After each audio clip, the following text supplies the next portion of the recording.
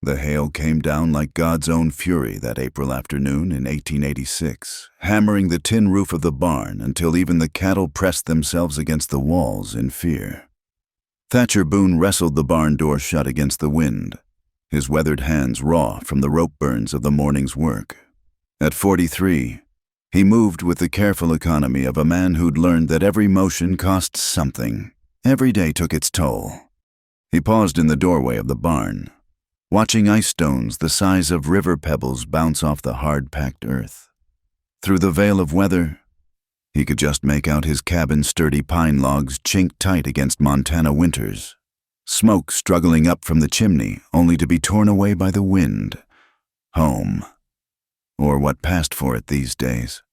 Inside that cabin, he knew 7-year-old Eli would be pressed against the window, counting the seconds between lightning and thunder the way his mother had taught him. 5-year-old Millie would be under the kitchen table with her corn-husk doll, singing the lullaby she half remembered, getting the words wrong but the melody right. And at the head of the table would be that empty chair. Always that damned empty chair. It had been 18 months since consumption took Sarah.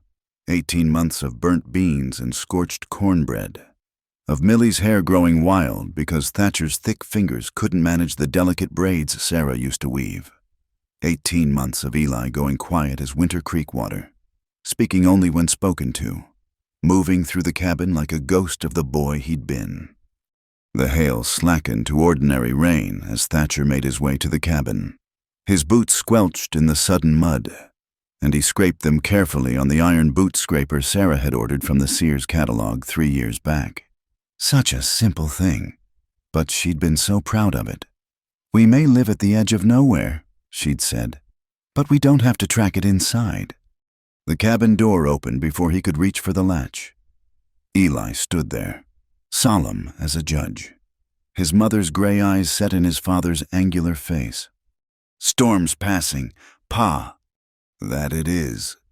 Thatcher hung his hat on the peg by the door, water streaming from its brim. "Your sister, making mud pies under the table, says they're for supper." Despite everything, Thatcher felt his mouth twitch toward a smile. "Well, they'd likely taste better than what I was planning to cook." The boy didn't smile back, just turned and walked to the window again, resuming his vigil. Watching for what? Thatcher couldn't say. Maybe for his mother to come walking back up the path, shaking her head at the state of her garden, calling out that she'd found the first wild roses of spring. On the kitchen table, half hidden under a flour sack, lay the letter, official-looking, with the seal of Bramble Creek Township pressed in red wax. Thatcher had carried it back from town 2 days ago, unopened. He didn't need to read it to know what it said. Word traveled fast in a town of 300 souls.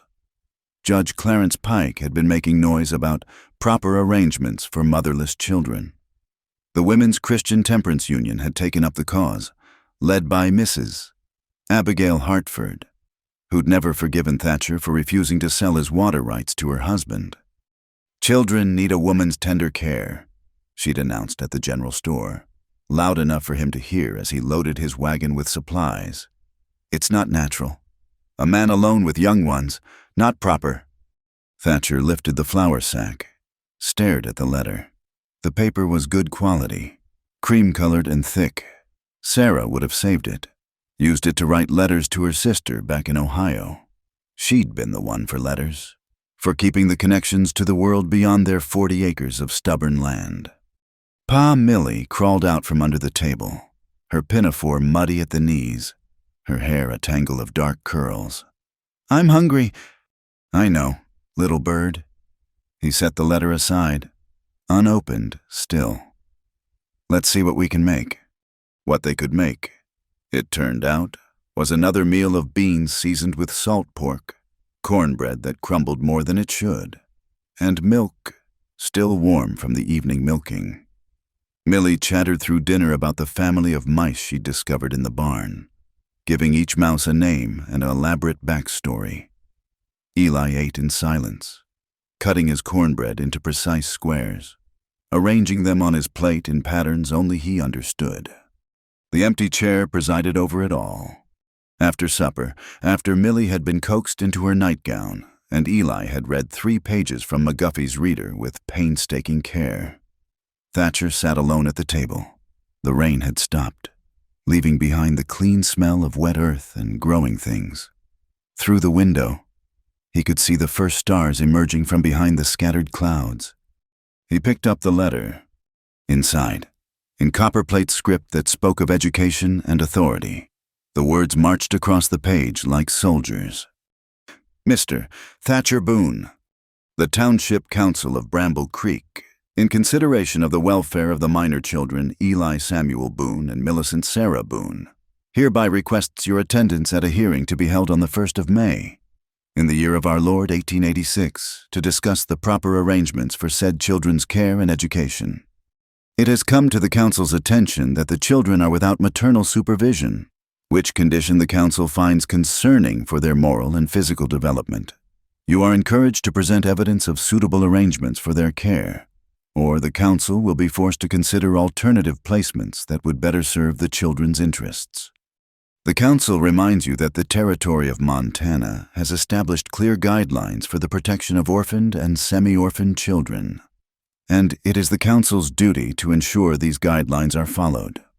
Respectfully, Judge Clarence Pike, Chairman, Township Council. Thatcher read it twice, then folded it carefully and set it aside. Alternative placements. He knew what that meant.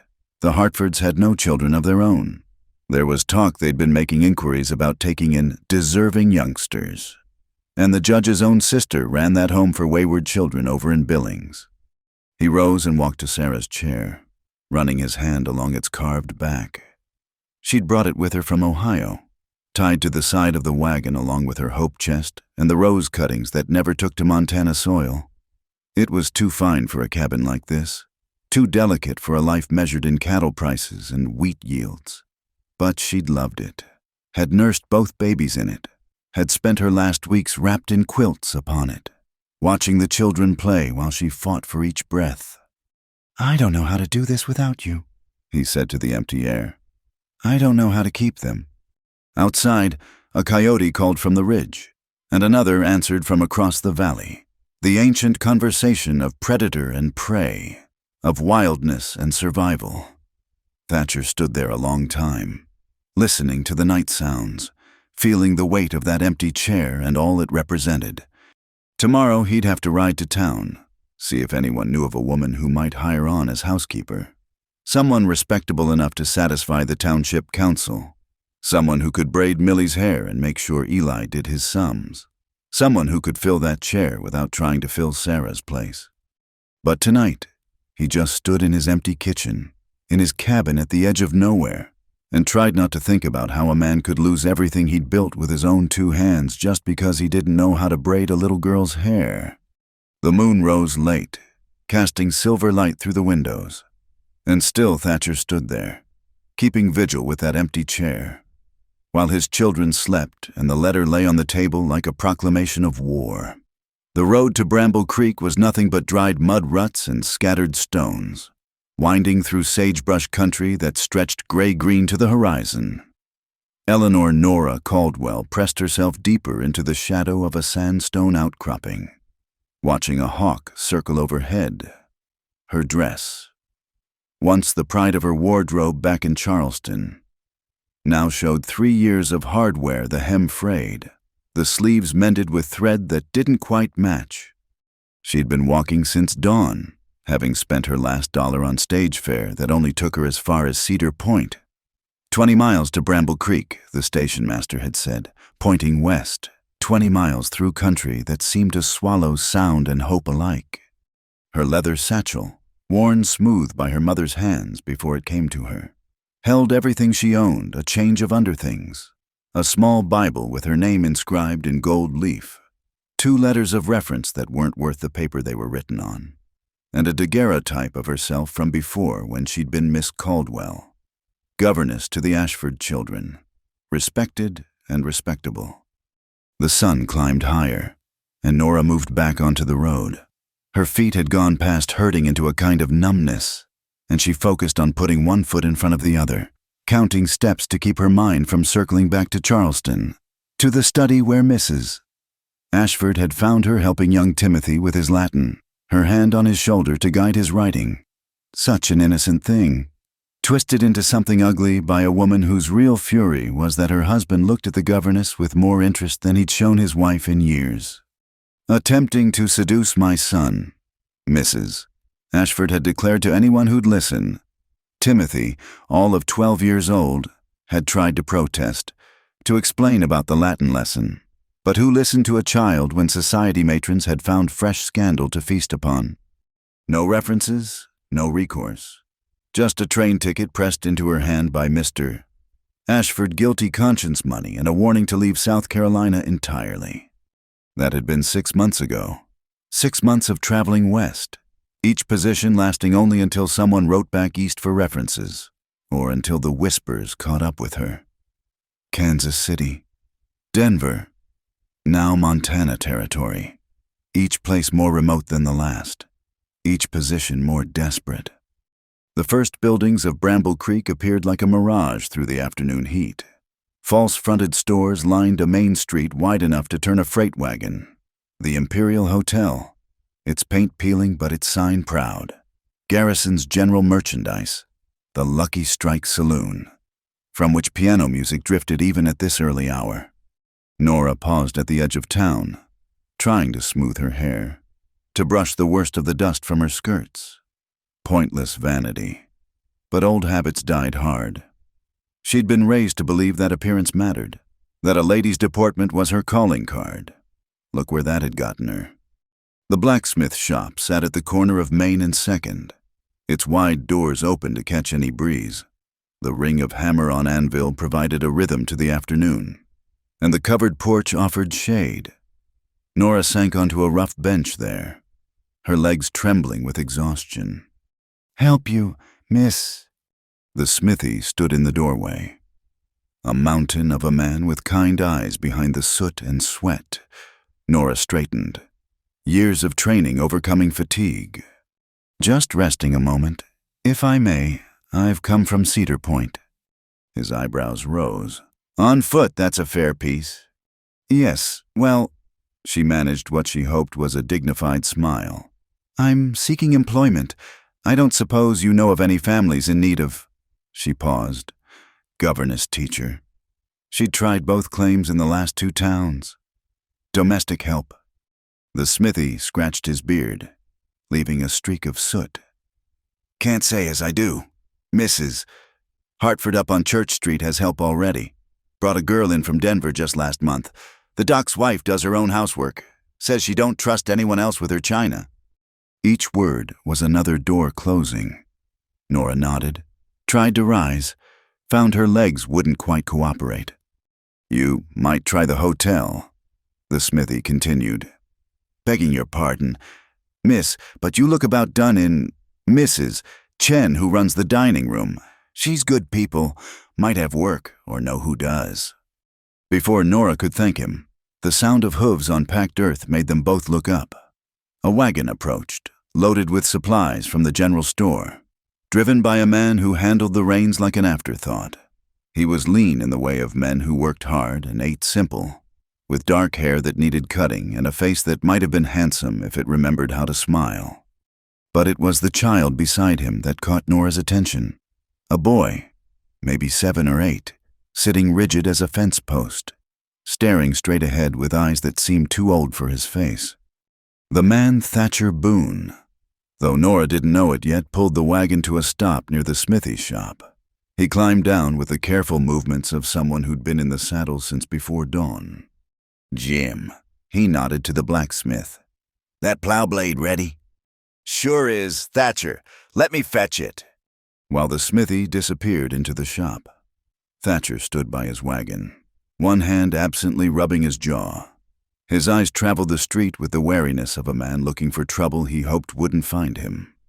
They passed over Nora once, dismissing her, then came back for a longer look. She was aware of how she must appear travel-stained, exhausted, obviously not from here, but she met his gaze steadily. She'd learned that looking away only made you seem guilty of whatever they suspected. The boy in the wagon turned to look at her too. Father and son, clearly with the same angular faces, the same careful way of holding themselves. The boy's expression didn't change, but something flickered in his eyes, curiosity, maybe, or recognition of another soul who didn't quite fit. "Pa," the boy said quietly. "That's a lady."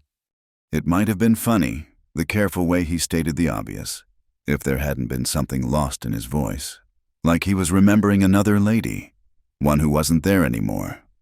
Thatcher's jaw tightened. "I see her. Eli." The smithy returned with the repaired plow blade, hefting it into the wagon bed with a grunt. Money changed hands. A few words about weather and cattle prices. Normal interaction between men who'd known each other for years.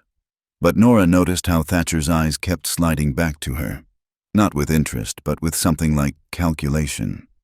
She was a problem to be solved. She realized. A strange woman in a small town where strange meant suspicious.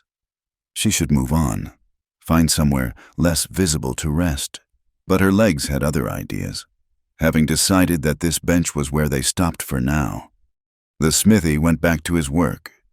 Thatcher stood by his wagon, clearly ready to leave, but hesitating.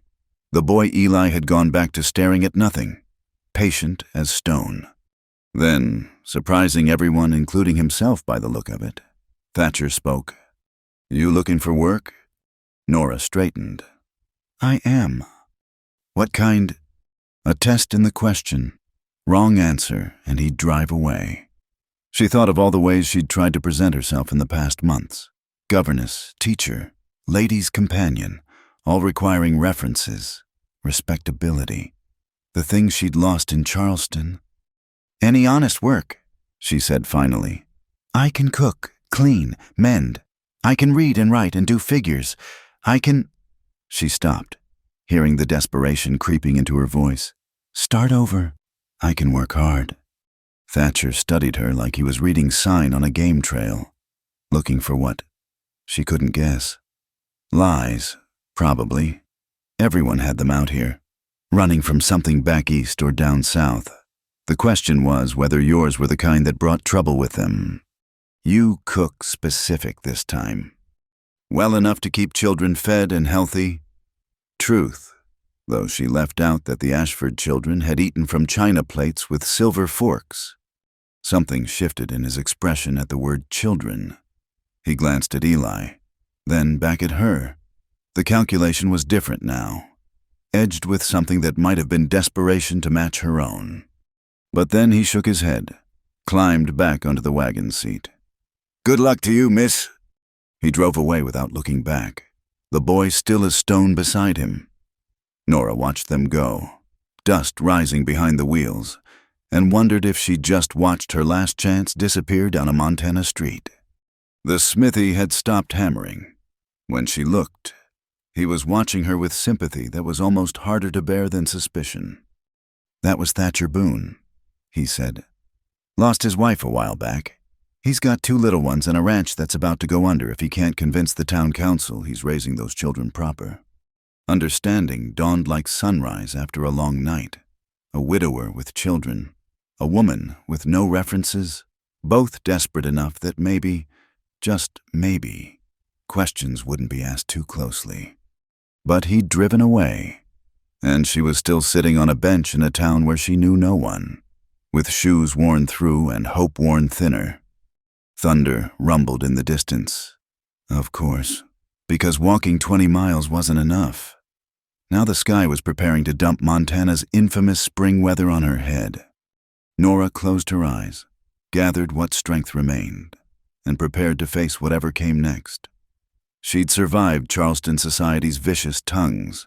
She'd survived 6 months of closed doors and cold shoulders. She could survive Bramble Creek too, somehow. The first drops of rain began to fall, and Nora Wells pulled her worn shawl over her head and waited to see what the storm would bring. The rain came down harder, turning Main Street into a river of mud. Nora pressed herself against the smithy's wall, but the overhang provided little shelter from the wind-driven water. Her shoes, already worn thin, began to soak through. She'd weathered storms before Charleston's summer tempests that bent palm trees double, but this Montana rain had teeth in it, cold and sharp. Through the gray curtain of water, she saw the wagon returning. Same deliberate pace, same man and boy on the seat. But something had changed in the set of Thatcher Boone's shoulders. He pulled up directly in front of the smithy's shop, closer than before, and sat there a moment as rain darkened his coat. "You know anything about children?" His voice carried over the rain's drumming. Nora stood slowly, dignity warring with desperation. "I was governess to a family with 3 children for 4 years. Truth, though it left out how that ended. Why aren't you anymore?" The question she dreaded in every town. But something in his tone, not accusation, just weary practicality, made her answer honestly. "The lady of the house took a dislike to me, made accusations that weren't true. I have no references that would be believed." He absorbed this, rain running off the brim of his hat. The boy beside him hadn't moved. Might have been carved from wood except for the occasional blink. "I got 2 children," Thatcher said finally. "Boy here's Eli. He's 7. Girl named Millie. She's 5. They need—" He paused, seemed to be choosing words like a man picking his way across uncertain ground. "They need tending, cooking, cleaning, making sure they get their learning and their manners. Nothing more." The last 2 words carried weight. Nora understood. He wasn't looking for a wife or any kind of companion, just someone to fill a function, meet a need. "I understand," she said. "House is 8 miles north, up against the Miller Range. It's rough living. No neighbors closer than 3 miles. Supply run to town once a week, maybe less in winter. You'd have your own room. Was my wife's sewing room. $30 a month and found $30. More than she'd made as a governess. But then, this wasn't Charleston. This was the edge of nowhere, where finding any woman willing to live that isolated would cost dear. "When would you need me to start?" "Now." The bluntness might have offended her once. Now it was refreshing. No games, no pretense. Just meeting need. But Nora had learned caution these past months. "May I ask why you changed your mind, you drove away?" For the first time, something that might have been humor flickered in his eyes. "Eli here said something." The boy stirred slightly, embarrassed. "He said," Thatcher continued, "that you sat straight even when you were tired. His ma always said that showed good character." He paused. "Also said I was a fool to drive off when the answer to our problems was sitting right there." "Eli," the boy protested quietly. "Pa, you weren't supposed to tell." "Boy's got more sense than his father sometimes," Thatcher said, and there was warmth there. Carefully contained, but real. "So, you interested or not, rain's not getting any lighter." Nora looked at them, the grieving man who'd come back against his better judgment, the motherless boy who noticed how tired ladies held their spines. Then she looked at the street, at the town where she knew no one, had no prospects, no hope except what sat in that wagon. "I'll need to collect my things," she said, indicating her satchel. "That all you got?" Pride wanted to lie, to pretend there was a trunk somewhere, possessions that spoke of better days. But what was the point? "Yes." He nodded, climbed down from the wagon. His movements were stiff, like the rain had set into his bones. Without ceremony, he took her satchel, placed it carefully in the wagon bed where it would stay dry under a canvas cover, then offered her his hand to climb up. His palm was calloused, hard as horn, but his grip was careful. Nora settled on the seat, acutely aware of the impropriety, a strange woman sitting between father and son. No chaperone, no formal introduction. But this wasn't Charleston. The rules were different here, bent by necessity and distance. "Thank you, Mr. Boone, Thatcher Boone. This is Eli." He climbed up beside her, took the reins. "And you'd be—" "Eleanor Caldwell, Nora." "Miss Caldwell," he said, testing the name.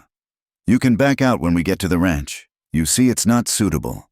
I'll bring you back to town. No hard feelings." "I won't back out." She said it with more certainty than she felt, but she'd learned that sometimes certainty was just another thing you pretended until it became real.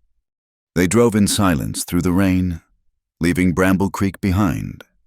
The road, if it could be called that, wound through sage and stone, climbing gradually toward mountains that were lost in cloud. Eli sat pressed against her side, not quite touching, but close enough that she could feel him shivering. Without thinking, Nora adjusted her sodden shawl, spreading one side to cover the boy. He went rigid for a moment, then slowly, carefully, leaned into the offered warmth on her other side. She felt rather than saw Thatcher notice the gesture. Miles passed. The rain softened to drizzle, then stopped altogether, leaving the world washed and gleaming.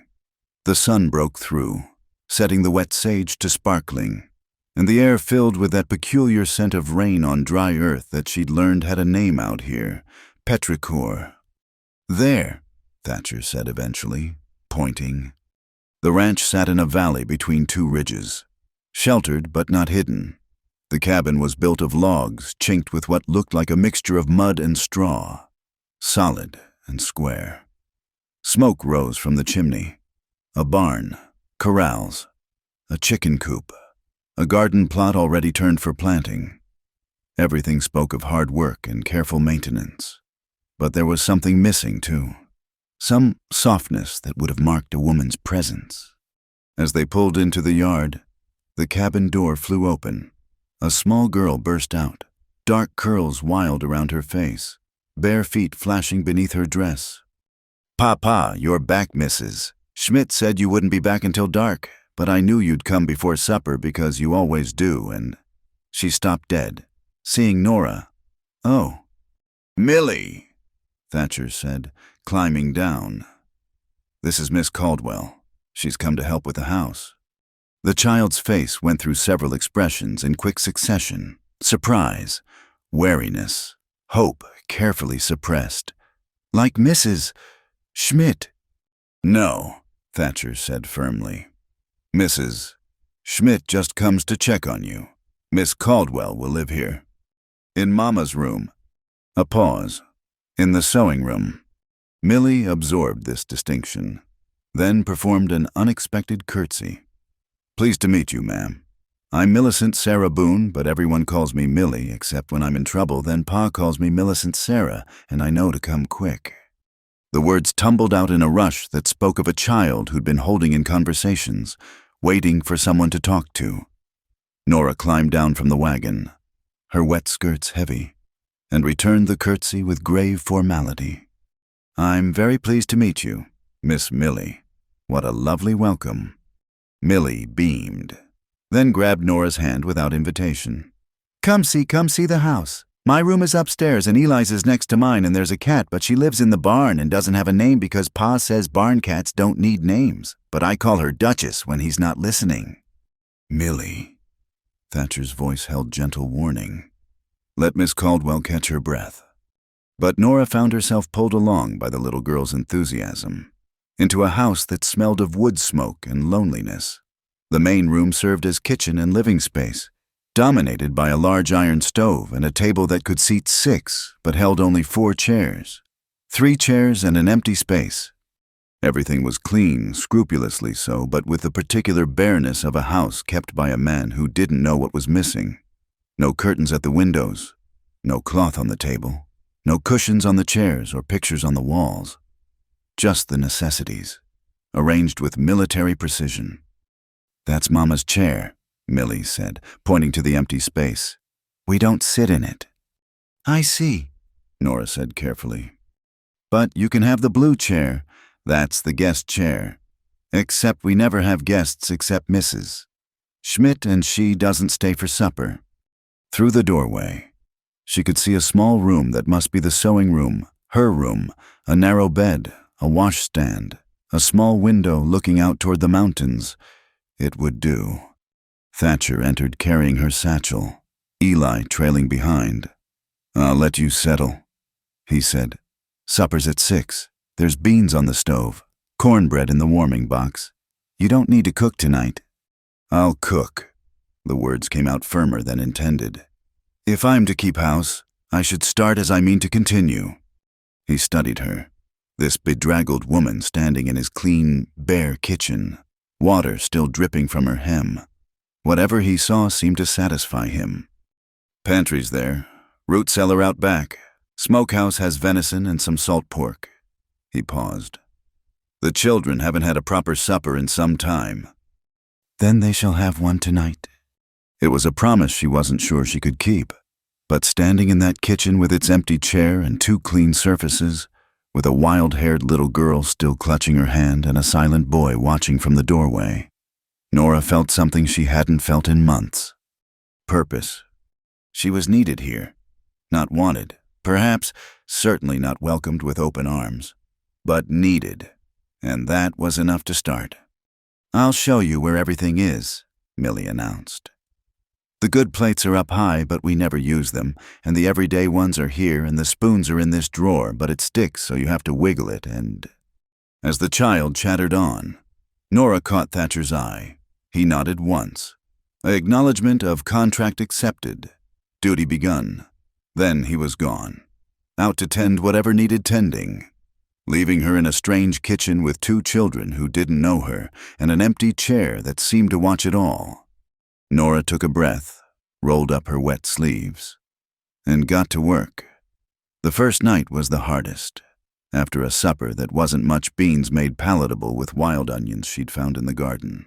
Cornbread with a dollop of preserved peaches, Nora had tucked Millie into bed. The little girl had chattered until her eyes grew heavy, small hand clutching Nora's sleeve as if afraid she'd disappear. Eli had gone to his room without prompting, a shadow slipping up the stairs. Through his door, she'd heard the scratch of pencil on paper. When she'd knocked to bid him good night, he'd quickly covered whatever he was working on. "Good night, Eli," she'd said through the door. A pause, then, so quiet she almost missed it. "Good night, Miss Caldwell." Now, in the narrow bed that had never been meant for her, Nora lay awake listening to the house breathe around her. Every sound was foreign, the settling of logs, the whisper of wind through chinks that needed fresh daubing, the distant howl of something wild on the ridge. In Charleston, nights had been filled with cricket song and the distant murmur of the ocean. Here, the silence had weight to it, pressing down like a physical thing. She rose before dawn, old habits dying hard. The kitchen was cold, the fire in the stove down to embers. She built it up carefully, quietly, not wanting to wake the house. By the time Thatcher emerged from his room, coffee was brewing and biscuit dough was rising under a clean cloth. He stopped in the doorway, taking in the scene, the table set with the everyday plates Millie had shown her, the kitchen already warm and welcoming. Something flickered across his face too quickly to read. "Morning," he said. "Good morning, Mr. Boone Coffee." He nodded, settled into his chair, not the empty one, she noted, but the one to its right. She poured, strong and black, and he wrapped his hands around the cup like a man holding on to warmth itself. "I'll be working the north pasture today," he said, "checking fence lines. I'll take Eli with me after his lessons." Lessons. His mother. He paused, started again. He needs to keep up with his reading and ciphering. There's books in the parlor. Nora had seen the parlor, barely larger than a closet, with a shelf of precious books and a small desk, McGuffey's readers, a worn Bible, what looked like a book of poetry with a ribbon marking a page. "I can manage his lessons," she said, "and Millie's too, when she's ready." "She's ready now, smart as paint. That one. Just needs someone with patience enough to hold her still." The children appeared as if summoned by their names. Millie bounded in like a puppy, hair already escaping from the braids Nora had attempted the night before. Eli moved more carefully, a piece of paper held behind his back. "I smell biscuits," Millie announced. "Real biscuits, not Pa's rocks." "Millicent Sarah," Thatcher warned, but there was no real heat in it. Breakfast was a quiet affair, punctuated by Millie's observations about everything from the shape of clouds visible through the window to the unfairness of cats who wouldn't come when called.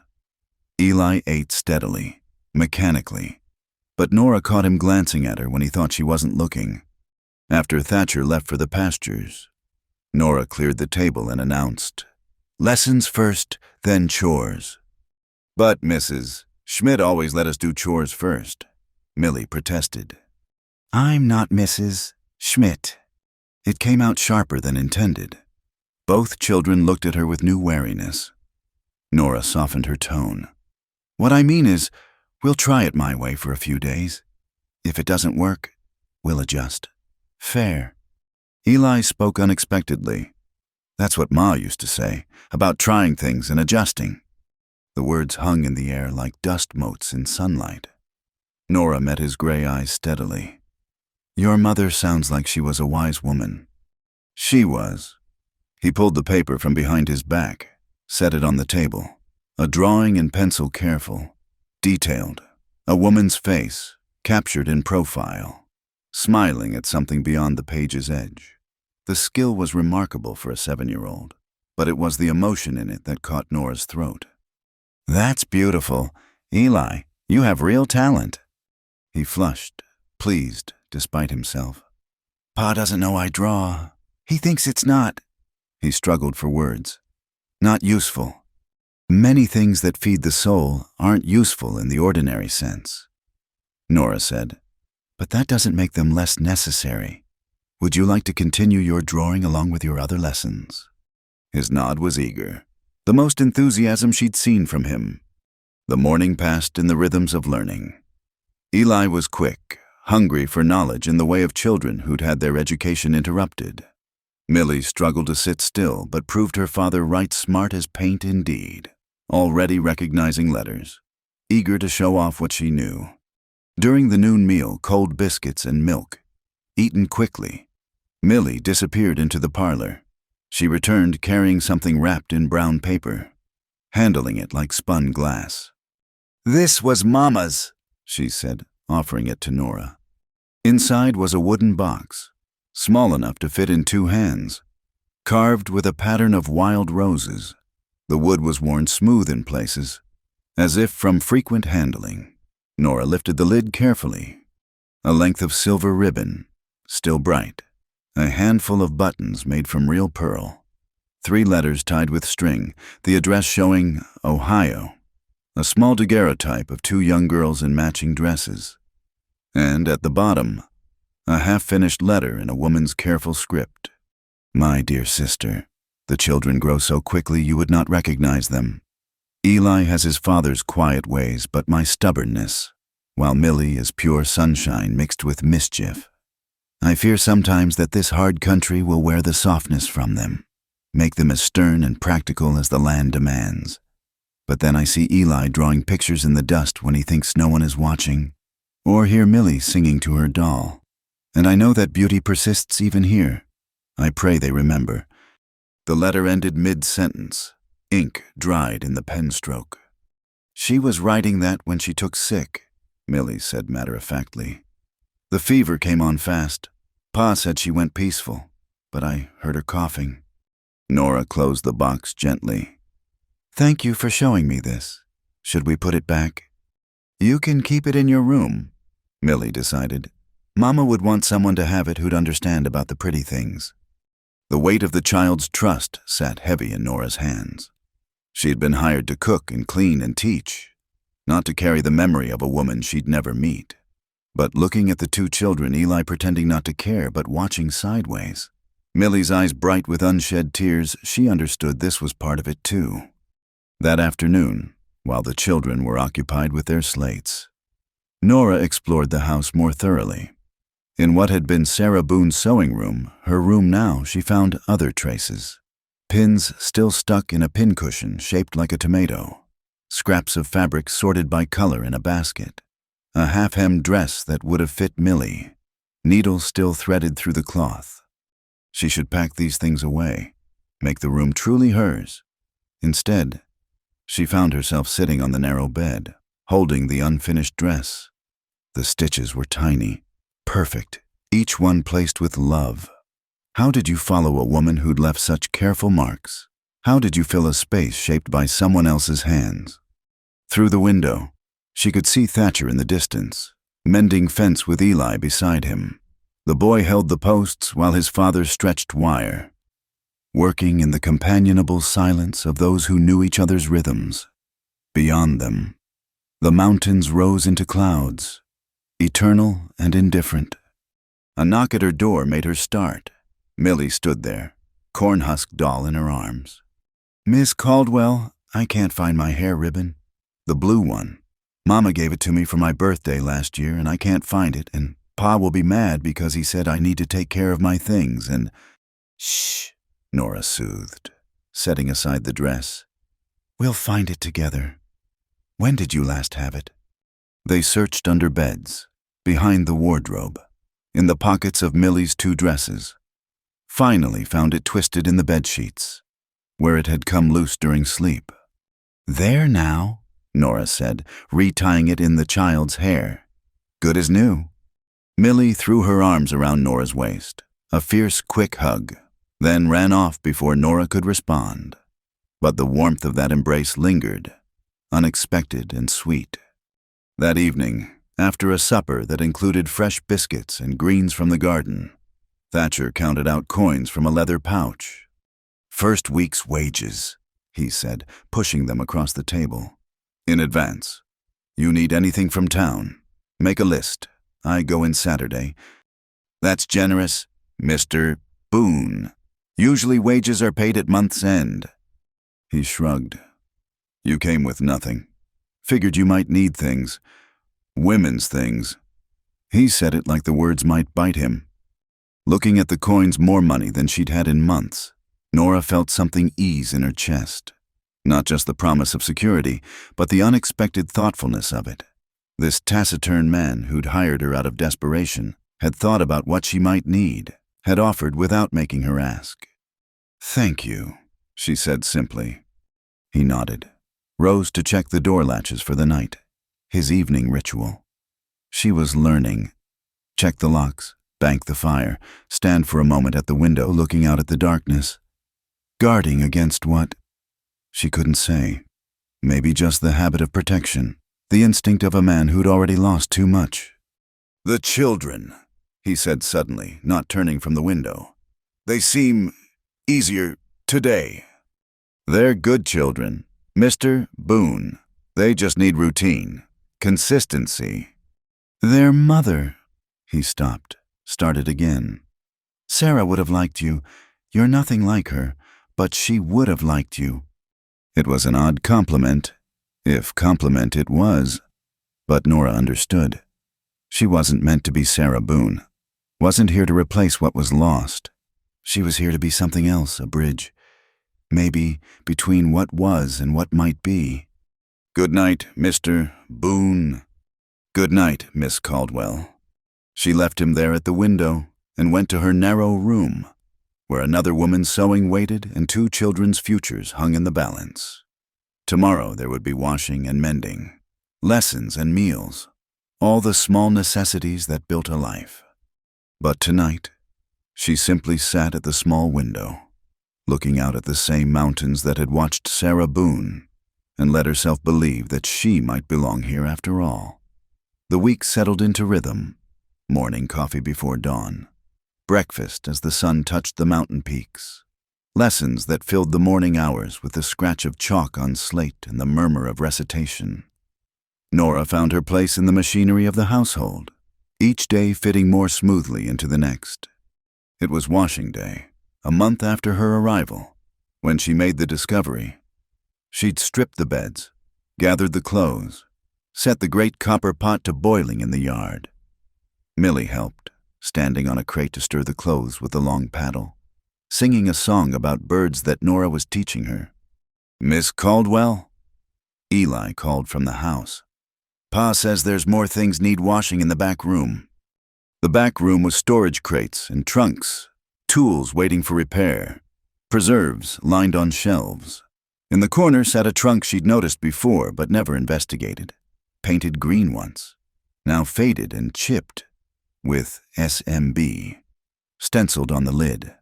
Sarah Margaret Boone. Pa said the quilts in there need airing, Eli said from the doorway. He wouldn't come in, she noticed. Stood at the threshold like there was an invisible wall. Nora lifted the trunk lid. The scent of lavender rose, faint but persistent. Sarah had been a woman who cared for things, who believed in preserving what mattered. On top lay a wedding ring quilt, double wedding ring pattern in blues and creams, each tiny stitch perfect. Below that, baby clothes, yellow with age but clean. A christening gown with pearl buttons. Beneath everything else, wrapped in tissue paper. Something that made Nora's hands still. Letters, a whole bundle, tied with the same silver ribbon from the wooden box. But these weren't from Ohio. The handwriting was masculine, careful but unpracticed. She recognized it from the supply lists Thatcher left for her his hand. She shouldn't read them. They weren't hers, weren't meant for any eyes but the woman now lying in the cemetery on the hill. But one had come loose from the ribbon, lay open just enough to see the words. My dear Sarah, the house is near finished. I've made it strong to keep out the winter winds, but I worry it's too rough for you. You who deserve crystal and china will have logs and tin, but I promise you this. Miss Caldwell. Nora, startled, quickly closed the trunk. Eli still stood in the doorway, watching with those two knowing eyes. Just the quilts, she said, lifting out the wedding ring quilt and two others beneath it. These are beautiful. Your mother was very skilled. She made that one when I was born, he said, pointing to a bear's paw pattern in greens and browns. Said every child should have something made just for them. They carried the quilts outside to air in the sun. Millie abandoned her washing paddle to run her hands over the patterns, tracing the shapes with one finger. Pretty, she said simply. Your mama sure had an eye for color, Nora agreed, spreading the quilts over the fence rails. See how she matched these greens? Not quite the same, but they sing together. Ma said colors could sing, Eli offered quietly. Said you had to listen with your eyes. It was the most he'd volunteered about his mother. Nora kept her voice casual, her hands busy smoothing wrinkles. She was right. What else did she say? But the moment had passed. Eli retreated into silence, wandering off to the barn where his drawing pad waited. Still, it was progress, a crack in the wall he'd built around his grief. The sun climbed higher. Nora and Millie worked through the washing, sheets and shirts and small clothes all pinned to the line strung between posts. The wind caught them, set them dancing like ghosts against the blue sky. It was then she noticed the rider approaching. Not Thatcher, she'd learned to recognize his seat, the way he held himself in the saddle. This was a woman, sitting side saddle in a way that spoke of Eastern training, her dark blue riding habit immaculate despite the dust. Millie, Nora said quietly. Go fetch your father. Tell him we have company. The child ran toward the north pasture while Nora dried her hands on her apron, tried to smooth her hair. She was conscious suddenly of her appearance sleeves rolled up, old dress spotted with wash water, hands reddened from the lye soap. The woman drew up at the gate, didn't dismount. She was perhaps 40, handsome in the severe way of women who've never had to be pleasant to get what they wanted. Her eyes swept over Nora, the washing lines, the house, cataloging and dismissing in one comprehensive glance. You would be the new help, she said, not a question. Miss Caldwell, Nora replied, not offering more. I'm Mrs. Abigail Hartford. My husband owns the bank in Bramble Creek. I'm also head of the Women's Christian Temperance Union and sit on the Township Council's advisory board. The same Mrs. Hartford that the smithy had mentioned, the one with designs on water rights and possibly on Thatcher's children. How do you do? Nora said, because courtesy cost nothing. I've come to see how the children are faring. It's our Christian duty to ensure their welfare. She made no move to dismount, conducting her inspection from horseback like a general reviewing troops. Are they in school? They take their lessons here, Mr. Boone feels. Mr. Boone's feelings are well known. Mrs. Hartford interrupted. What matters is what's best for the children. The town has a perfectly good school. Miss Peterson is a qualified teacher from a normal school back east. I'm sure she is. Nora kept her voice level. But with the ranch work and the distance. Excuses. The woman's lips thinned. His wife, at least, understood the importance of proper society. Poor Sarah, such a refined woman, wasted in these circumstances. She confided in me once that she feared for her children's future, growing up so isolated. It was a lie. Nora knew it instinctively. The Sarah Boone whose letters she'd glimpsed, whose quilts sang with color, who'd told her son that beauty persisted even in hard places, that woman hadn't feared this life. She'd chosen it. The children seem happy, Nora said mildly. Happiness and propriety are not the same thing, a fact which you, given your own circumstances, might not fully appreciate. There it was, the cut direct, delivered with a smile. Mrs. Hartford knew something, or thought she did. The telegraph lines ran both ways, and a woman with her connections could have made inquiries. Before Nora could respond, Thatcher appeared around the corner of the house, Millie trotting beside him. His face was set in lines that Nora was learning meant controlled anger. Mrs. Hartford, he said, touching his hat brim in the barest acknowledgement of courtesy. Something you need. Simply performing my civic duty. Mr. Boone, the council is naturally concerned about your domestic arrangements. My domestic arrangements are my business. Not when children are involved. The law is quite clear. The law, Thatcher cut in, says children need adequate care. They have it. Mrs. Hartford's gaze slid to Nora again. Adequate is a matter of opinion. Miss Caldwell, is it from South Carolina? I believe Charleston, specifically. Such an interesting city. I have cousins there, the Ashfords. Perhaps you know them. Nora's stomach dropped, but she kept her face calm. It's a large city. Indeed. Well, they move in the best circles, very protective of their reputation. The threat was politely delivered but unmistakable. I do hope you'll consider what's best for these dear children. Sometimes that means recognizing when one's presence might be problematic. She turned her horse with practiced ease. Good day. Mr. Boone, Miss Caldwell, do think about the school and the upcoming council meeting, 1st of May. Isn't it less than 2 weeks away? I do hope you'll have everything properly arranged by then. She rode away at a collected canter, back straight, point made. Millie broke the silence first. I don't like her. She smells like medicine. Millicent, Thatcher warned, but half-heartedly. He looked at Nora. She make threats. Implications. Nora corrected. She knows where I'm from, who I worked for. He absorbed this jaw-working. Changes nothing. You've done nothing wrong here. That won't matter if she starts spreading stories. The words tasted bitter. I should have told you. You told me what mattered. Rest is nobody's business. He paused. You planning to run? Was she? It would be easier. Pack her few things. Take the wages she'd saved. Find another town where the telegraph lines hadn't reached yet. Keep running until she hit the Pacific or ran out of continent. But Millie's hand had crept into hers, small and trusting. Eli had appeared from the barn, hovering at the edge of the conversation but clearly listening. And Thatcher stood there, solid as the mountains, waiting for her answer without judgment in his eyes. No, she said, I'm not running. He nodded once. Good. Got enough to do without finding new help. But there was approval there, carefully hidden. Best get back to it then. He returned to his work, taking Eli with him. Millie stayed, helping Nora bring in the dry washing. chattering about barn cats and the unfairness of people who smelled like medicine.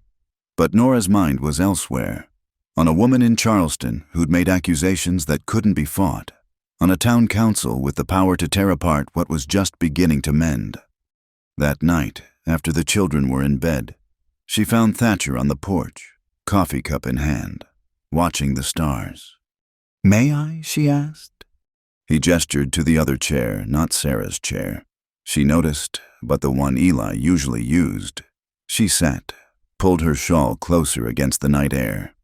"She'll make trouble," Nora said. "Likely. It might be worse for you, having me here. Give her more ammunition."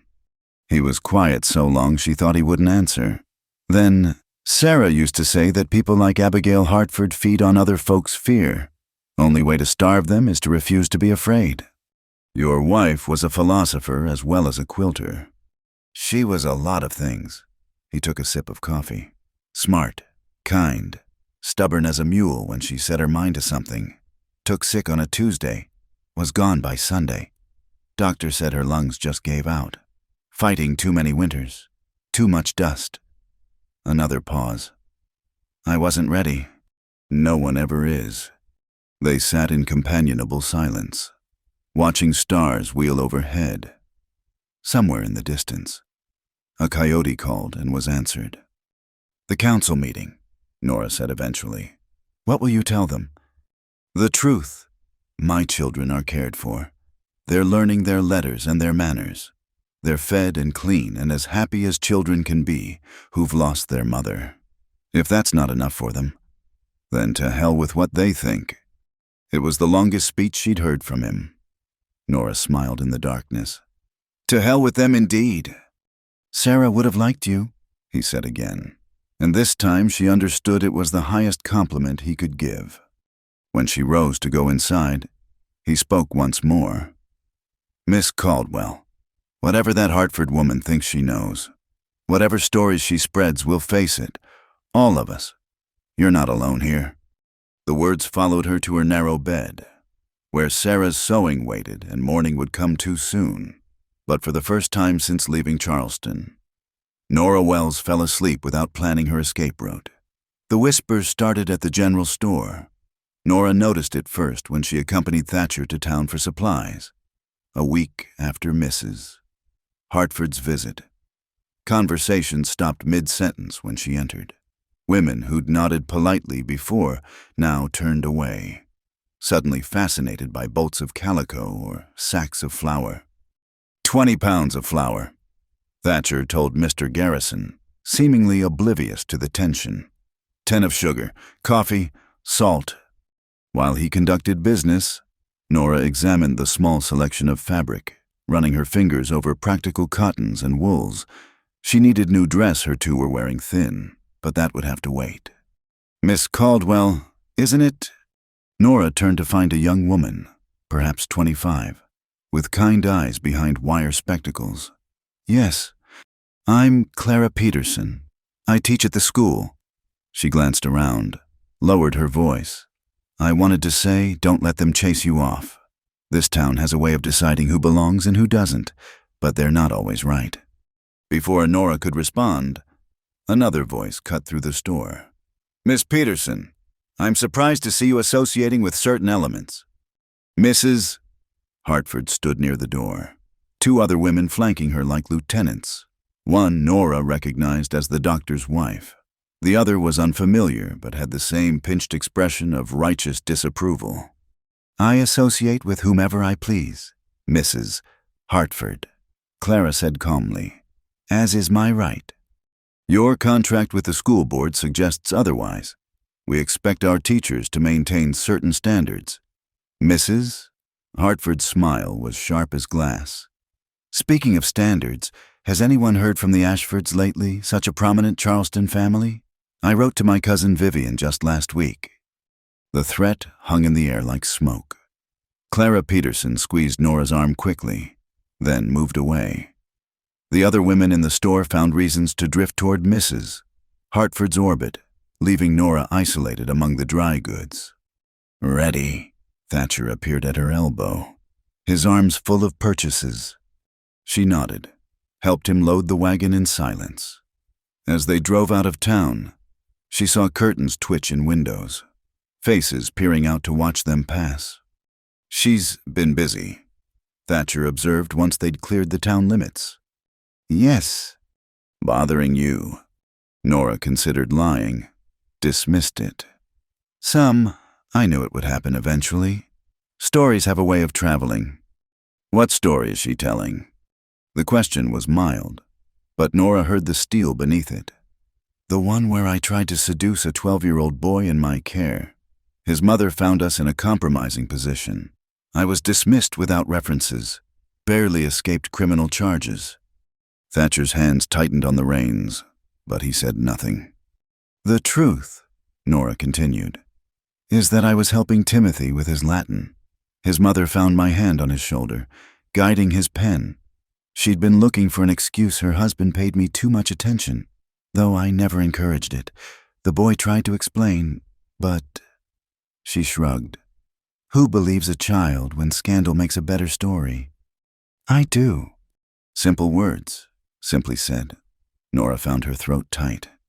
They drove in silence for a while, the road winding through sage and stone. Then Thatcher spoke again. "Sarah faced gossip when we married. She was too educated for a rancher's wife, too refined. Folks said she'd run back east within a year, said I'd tricked her somehow, that no woman like her would choose this life. But she did choose it.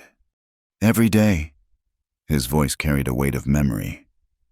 "Even when it was hard. Even when the baby we lost between Eli and Millie nearly broke her. She chose it." It was the most personal thing he'd shared. Nora understood it was meant as comfort, as solidarity. This man who hoarded words like winter provisions had given her something precious.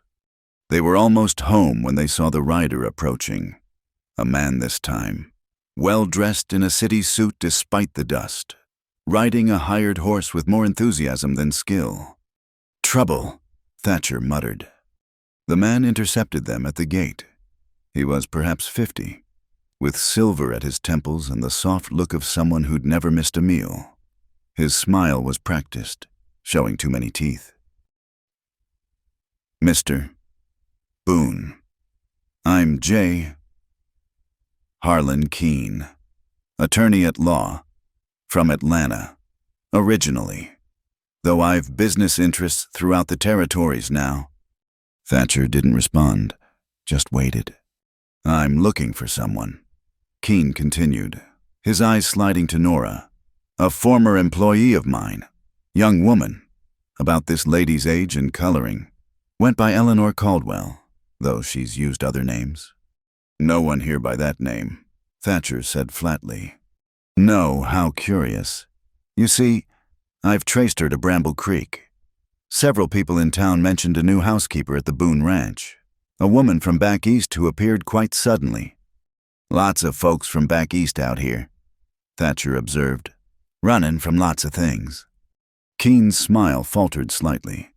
"Indeed. Well, this particular woman took something that belonged to me when she left my employ.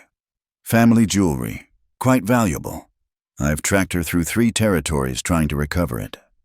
It was a lie so bold that Nora almost admired it. She'd never worked for this man, never seen him before, but she recognized the type, someone who fed on others' misfortune, who'd heard whispers of scandal and come to exploit them. "Like I said," Thatcher repeated. "No one here by that name." "I see." Keene's eyes locked on Nora. "Perhaps I should speak with the lady directly. She seems to have lost her tongue." "Perhaps you should move along," Thatcher suggested. "You're blocking my gate." The threat was politely delivered, but unmistakable. Keene was city soft. Thatcher had been shaped by 20 years of Montana winters. The lawyer backed his horse away. "I'll be staying at the Imperial Hotel," he announced. "Should anyone's memory improve, I'm prepared to be generous. Or—" He let it hang. "Good day." He rode off, bouncing in the saddle. Thatcher watched until he was out of sight, then climbed down to open the gate. As Nora passed through, he spoke quietly. "He'll make trouble with the council." I know. Could make things harder for all of us. I know. He studied her for a long moment, still not running. Despite everything, Nora found herself almost smiling. Ask me again tomorrow. Inside, the children were at the kitchen table where she'd left them. Eli working on sums while Millie practiced her letters. Both looked up as the adults entered, reading the tension in the room with the instincts of children who'd learned to gauge adult moods. Is something wrong? Eli asked. No, Nora said firmly. Just town gossip. Nothing that concerns you. But Eli's gray eyes, his father's eyes. His mother's wisdom saw through the reassurance. Is it about the council meeting, Mrs.? Schmidt said they want to take us away. No one's taking anyone anywhere. Thatcher said, now help bring in these supplies. The rest of the day passed in ordinary rhythms. But Nora felt the weight of watching eyes. Keen in town, spinning whatever tale would profit him most. Mrs. Hartford, armed with half-truths and implications. The council meeting looming like a storm on the horizon.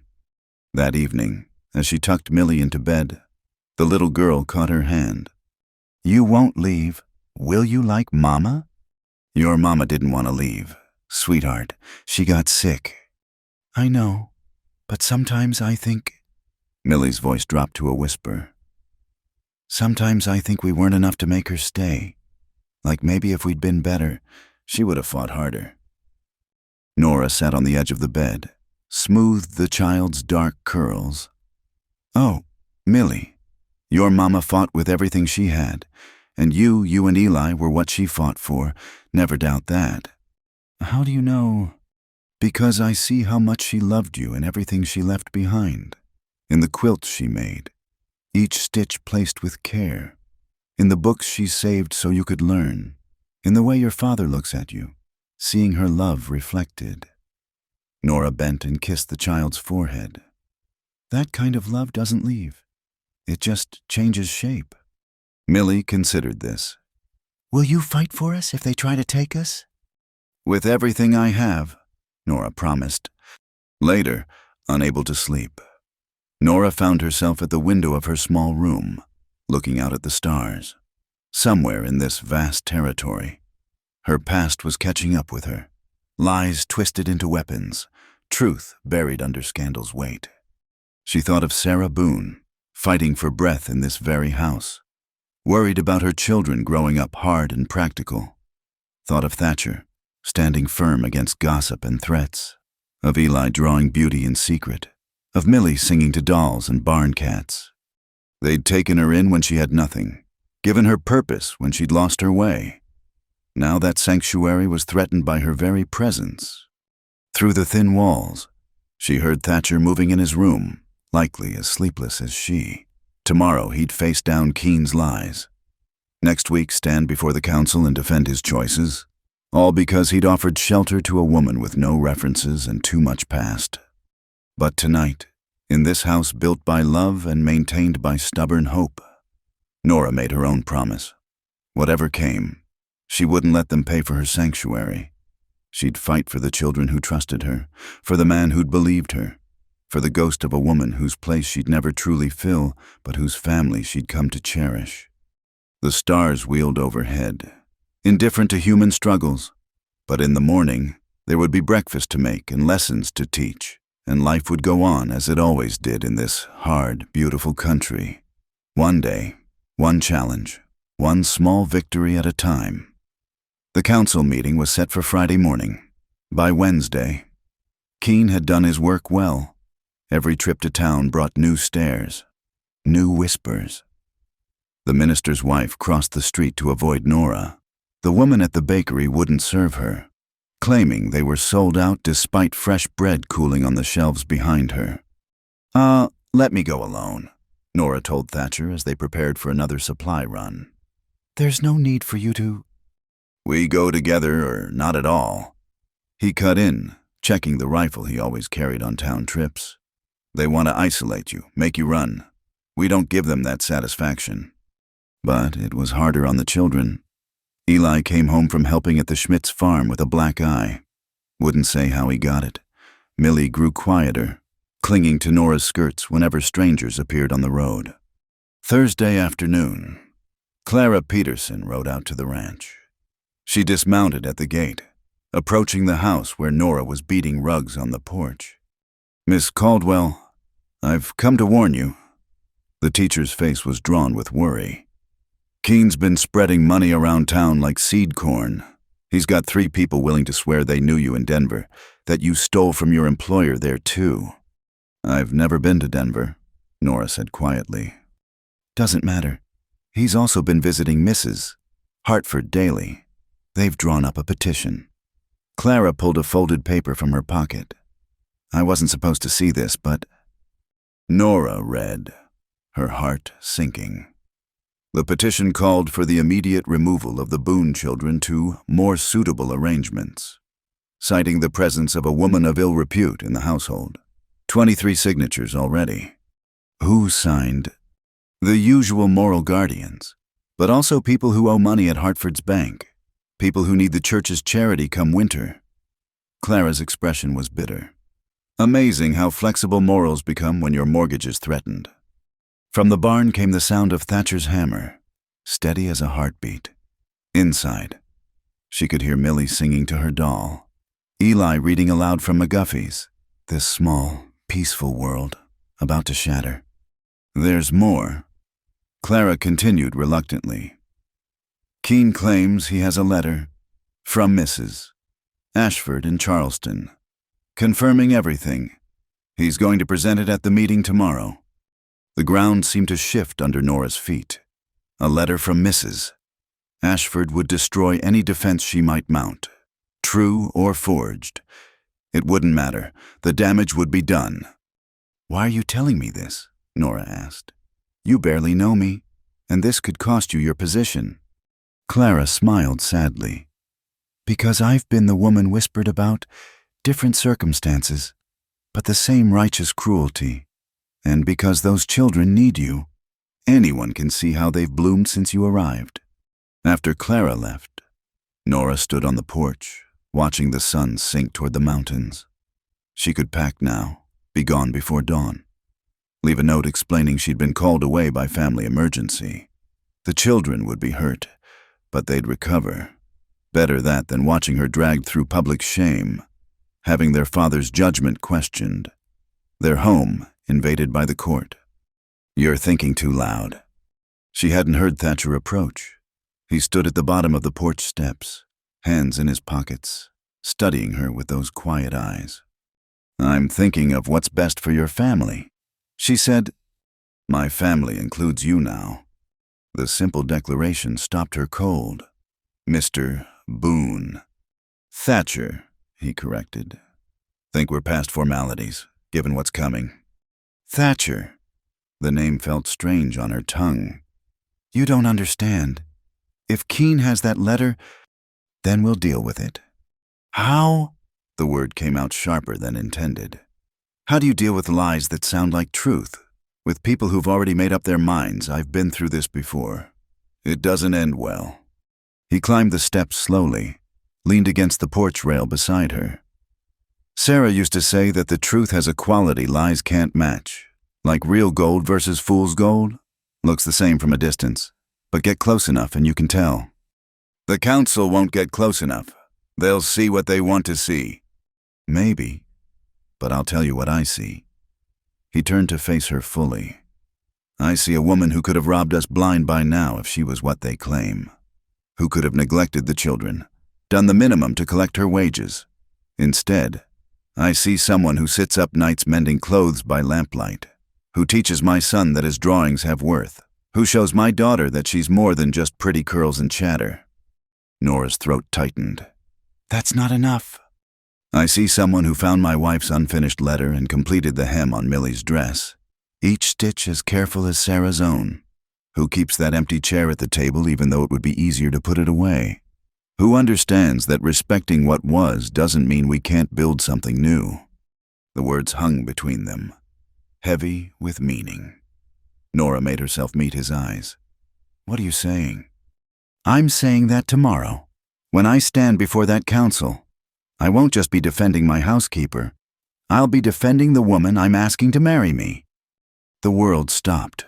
Somewhere, a hawk cried.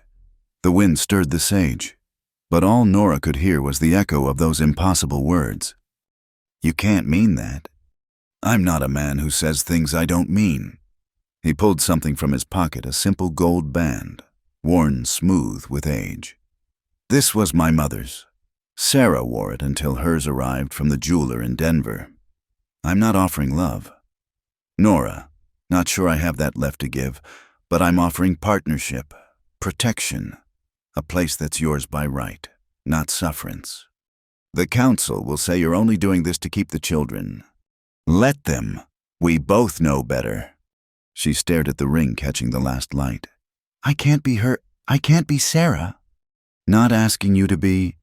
I'm asking you to be Nora Boone, to stand with us tomorrow and all the days after, to help me raise these children into the people their mother dreamed they could be." From inside came the sound of Millie calling for supper. Eli's quieter response, the ordinary evening sounds of a family that might not exist after tomorrow. "They'll make it ugly," Nora warned. "Everything they're saying now will seem gentle compared to what comes next. Then we face it together." Together, the word she'd stopped believing in somewhere between Charleston and here. But looking at this man weathered by loss, steadied by purpose, offering not fairy tale promises but something real and solid, she felt the last of her walls crumble. "Yes," she said quietly. "Yes, I'll marry you." He slipped the ring onto her finger, his hands careful, as if she might spook and run. It fit perfectly, as if it had been waiting. "When?" "Tonight, I sent word to Reverend Mills. He's no friend of the Hartfords. He'll come after dark, perform the ceremony here." He paused. "If that suits you. A wedding in darkness, witnessed by children and shadows. No white dress, no flowers, no congregation wishing them well. And yet, it felt right, honest. A union born of necessity but built on something stronger than romance, mutual respect, shared purpose, the understanding that sometimes love begins with choosing to stay." "I should tell the children," she said. "We'll tell them together." They found Eli and Millie at the kitchen table, working on a puzzle made from cut-up catalog pictures. Both looked up as the adults entered, sensing the charge in the air. "Children," Thatcher began, then stopped, seeming to run out of words. Nora stepped forward. "Your father and I have something to tell you. We're getting married. Tonight." Millie's face lit like sunrise. "Really, you'll be our new mama." "I'll be your stepmother," Nora corrected gently. "Your mama will always be your mama, but I'll be here, always, to love and care for you." Eli studied them both, his gray eyes too knowing. "Is this because of the council? Because of what people are saying?" Thatcher found his voice. "It's because Miss Caldwell Nora belongs here. The council just made me realize I should have asked sooner." The boy nodded slowly, then offered something rare, a small smile. "Ma would approve. She always said Pa needed someone to keep him from turning into a grumpy old hermit." "Eli James Boone," Thatcher protested, but there was warmth in it. The next hours passed in a blur. Nora wore her good dress, the one she'd been saving. Millie insisted on weaving wildflowers into her hair. Eli polished his father's boots and his own, solemn as an undertaker. Reverend Mills arrived after full dark, a thin man with kind eyes who performed the ceremony in the kitchen by lamplight. Mrs. Schmidt and her husband stood as witnesses, having driven over in their wagon despite the risk to their own reputation. "Do you, Eleanor Caldwell, take this man?" The words washed over her, ancient promises made new in this unlikely place. Thatcher's hand was steady in hers, his voice clear as he spoke his vows.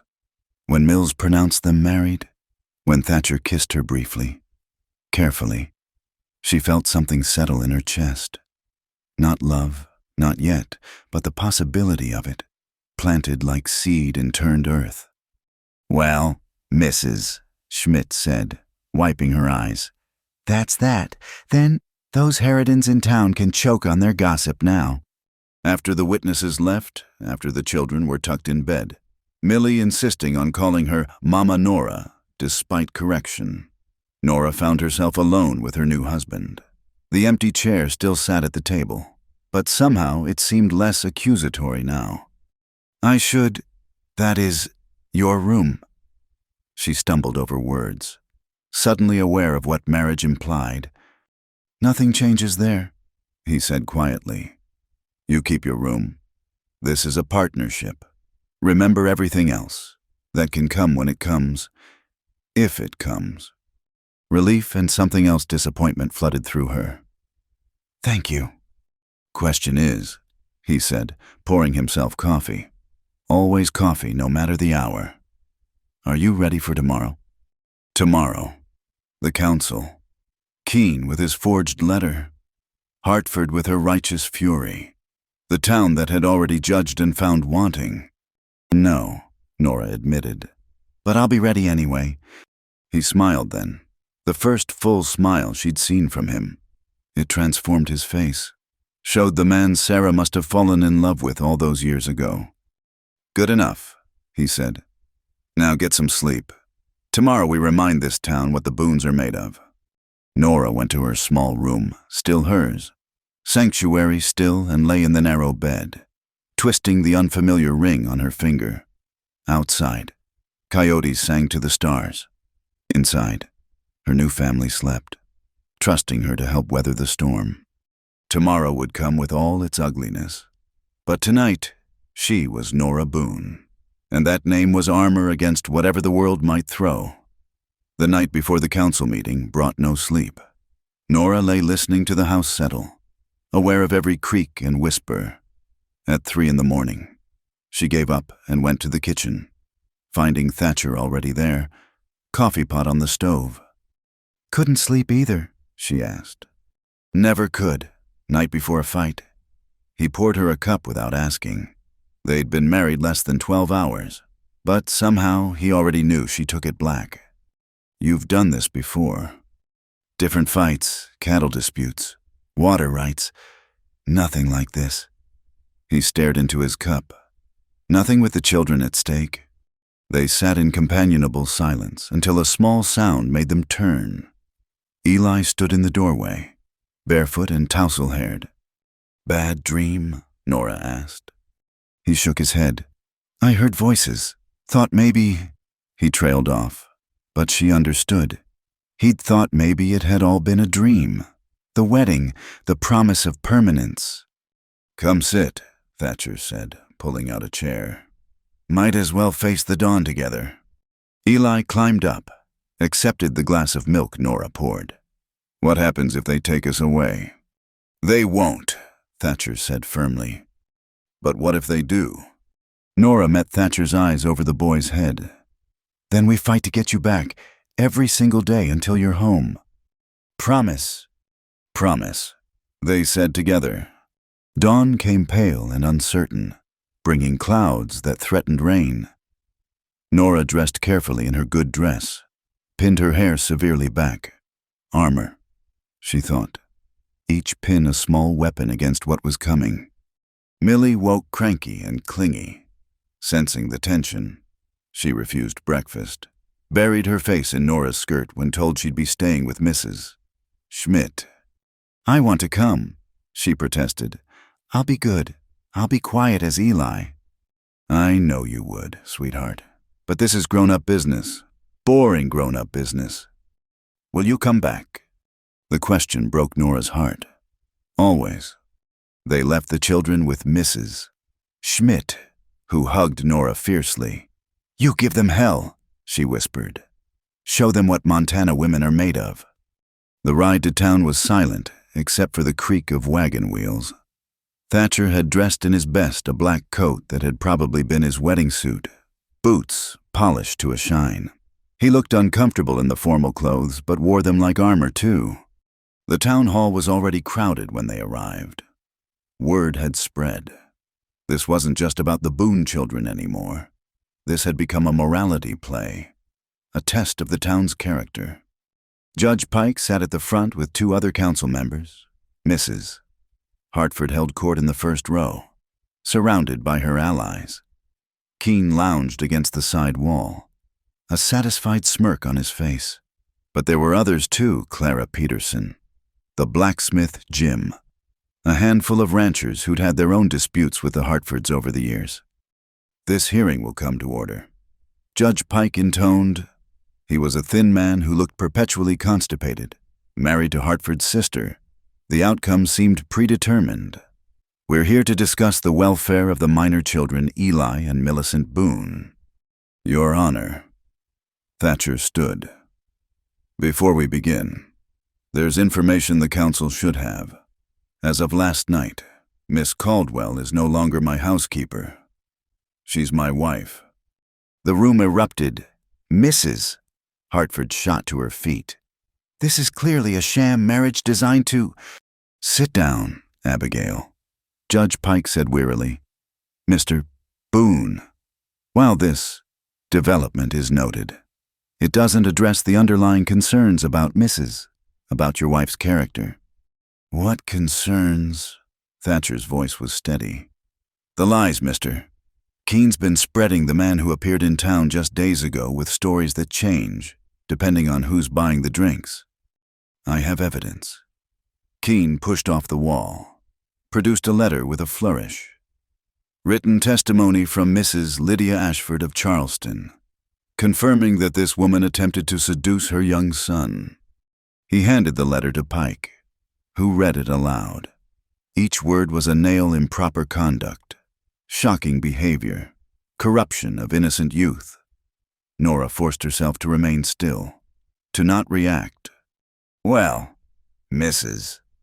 Boone. Pike's voice dripped false sympathy. What do you have to say to these charges? Nora stood slowly. The room seemed to hold its breath. I say that Mr. Keene is a fraud, and that letter is a forgery. Prove it, Mrs. Hartford snapped. Very well. Nora reached into her pocket, pulled out 2 pieces of paper. The first is a letter I've carried for 3 years.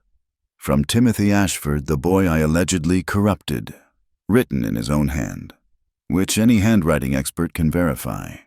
She handed it to Pike, who read it slowly, his frown deepening.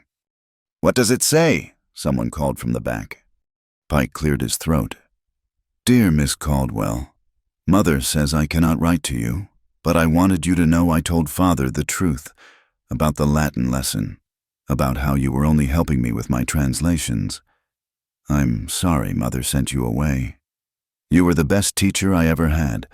When I'm older and have my own money, I'll hire you to teach my children, and no one will be able to lie about you again. Your student always, Timothy Ashford. Silence fell. Nora pulled out the second paper. This is yesterday's telegram from the real Mrs. Ashford, responding to my wire asking about Mr. Keene. She read it herself, her voice clear. Never heard of J. Harlan Keene. Stop. Never wrote any letter about you. Stop. Timothy speaks of you fondly. Stop. My husband sends regards and wishes you well. Stop, Lydia Ashford. Those could be forged too. Mrs. Hartford said desperately. They could be, Nora agreed. Which is why I also wired the Pinkerton office in Denver. She produced another telegram. Mr. Keene is wanted in 3 territories for fraud, extortion, and impersonating a lawyer. He's what's known as a confidence man. He finds people with troubles and exploits them for profit. Keene was already moving toward the door, but 2 ranchers blocked his path. The smirk was gone now, replaced by the cornered look of a caught rat. You can't prove, he started. Actually, we can. Clara Peterson stood. I've been corresponding with fellow teachers throughout the territories. Mr. Keene has run this same scheme in Colorado Springs, Cheyenne, and Boise. Always the same story, a woman with a past. Stolen jewelry or money. Him just trying to recover what's his. 3 women driven from their positions. Their reputations destroyed. This is all very dramatic, Judge Pike said, clearly scrambling for footing. But it doesn't address the fundamental issue of whether this household is suitable. Oh, for God's sake, Clarence! A new voice from the back, Doc Watson, respected despite his fondness for whiskey. We all know what this is really about. Abigail wants the Boone water rights, and she figured a scandal was the easiest way to get them. How dare you, Mrs. Hartford began. I dare because I delivered both those children, Doc Watson continued. Watched Sarah Boone fight death itself to stay with them as long as she could. And I've watched them these past months with with Nora. They're thriving, happy, learning their letters and their manners. What more do you want?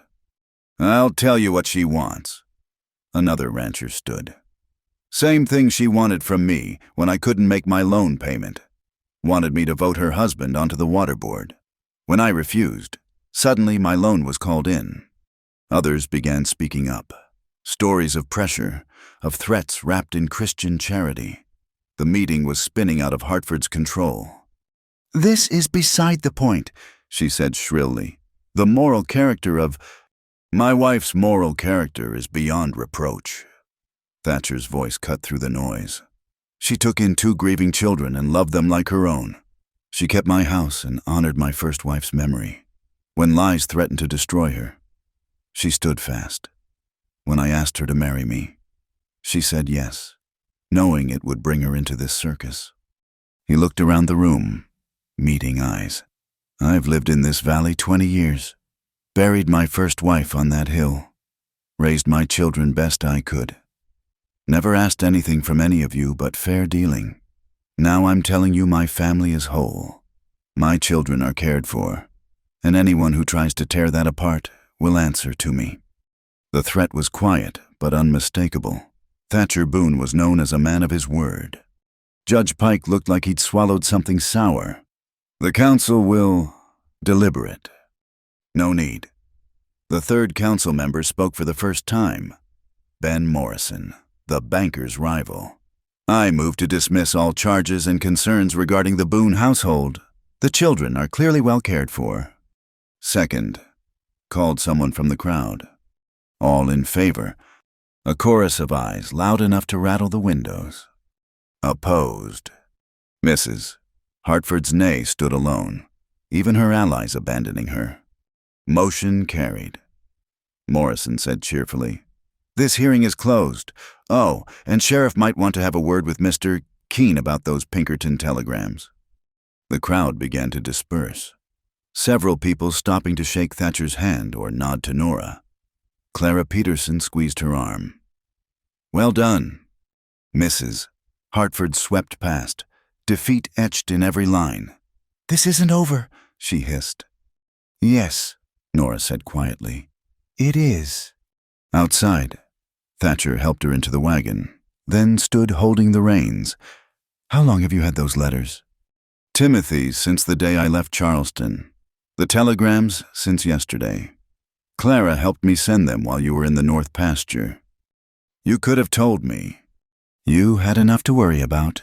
Besides," she managed a small smile, "a woman should have some secrets from her husband." He snorted. Might have been a laugh. "Sarah would have definitely liked you." As they drove out of town, past the smithy where this had all begun, Nora felt something lift from her shoulders. The past would always be there, but it no longer owned her. "Home?" Thatcher asked. "Home," she agreed. And for the first time, she meant it. Home to the children who waited. Home to the empty chair that would always be there but no longer accused. Home to this new life built on truth and stubbornness, and the particular courage of people who'd learned to build again after loss. The clouds broke as they climbed toward the ranch, spilling sunlight across the valley. Behind them, Bramble Creek went about its business, already moving on to the next scandal. But ahead, the mountains stood unchanging, and somewhere in their shelter, 2 children waited for parents who'd fought the whole town and won. It was enough. It was more than enough. It was the beginning of everything. Winter came early that year, the first snow falling in late September. The house had settled into new rhythms, Nora's routines meshing with the family's older patterns like streams joining a river. The empty chair remained at the table, but now it held Millie's doll during meals, or Eli's drawing pad, or the mending basket, still empty of a person, but full of life. The marriage that had begun as a practical arrangement was finding its own shape. Thatcher still kept his room, Nora hers, but the careful distance of those first weeks had softened into something warmer. They'd taken to sitting together after the children were abed, him with his coffee, her with tea, talking over the day's small victories and challenges. "Eli's been drawing you," Thatcher said one evening in October. The fire crackled in the hearth, and outside, wind rattled the windows. "I know. He thinks he's being secret about it." "You don't mind." Nora set down her sewing, another of Millie's dresses. Let down at the hem again. The child was growing like a weed. "Why would I mind he's capturing moments? It's how he makes sense of the world." Thatcher studied her in that quiet way of his. Sarah used to say the same thing. Said his drawing was like her writing letters, a way of holding on to what mattered. "He has real talent. There's an art school in Denver." "He's 7. I know, but someday, this land won't hold him forever. Thatcher, his soul is too big for just cattle and fence lines." She expected argument, the practical man's dismissal of impractical dreams. Instead, he stared into his coffee. "I know. Scares me some, thinking of him leaving. But Sarah always said we couldn't keep them small just because we feared the world." It was conversations like these that were building their marriage, not grand gestures, but small acknowledgments, shared worries, the gradual trust that comes from facing each day together. November brought the first real storm. 3 feet of snow in 2 days. The world transformed into pristine white. The cattle huddled in the lee of the barn, and ice formed on the inside of windows. But the house was warm, the woodshed full, the root cellar stocked. "Tell us about South Carolina," Millie demanded one evening as they sat near the fire. It had become a ritual story time after supper. All 4 of them gathered close while the wind howled outside. "What do you want to know?" "Everything. Did you see alligators? Did you eat shrimp? Was it really so hot you could fry eggs on the stones?" Nora laughed.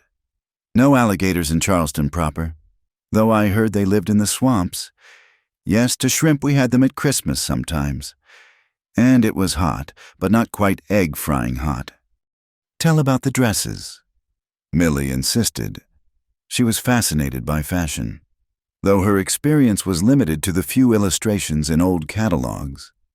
Well, the ladies wore enormous skirts held out with hoops, so wide they had to turn sideways to get through doors, and colors such colors silk that shimmered like water, velvets deep as midnight. "Sounds uncomfortable," Eli observed from his spot on the floor. Sketchpad in lap as always. "It was," Nora admitted. "I was never so happy as when I could take off those stays and breathe properly. Give me Montana cotton any day." "But you were beautiful in them," Millie said with certainty. "Like a princess." "I was passable," Nora corrected. "But you know what I feel more beautiful here, in my plain dresses, making breakfast for my family, than I ever did in Charleston silk." "Your family," Thatcher repeated quietly. I like the sound of that. Their eyes met across the children's heads. Something passed between them, not quite a promise, but the possibility of one.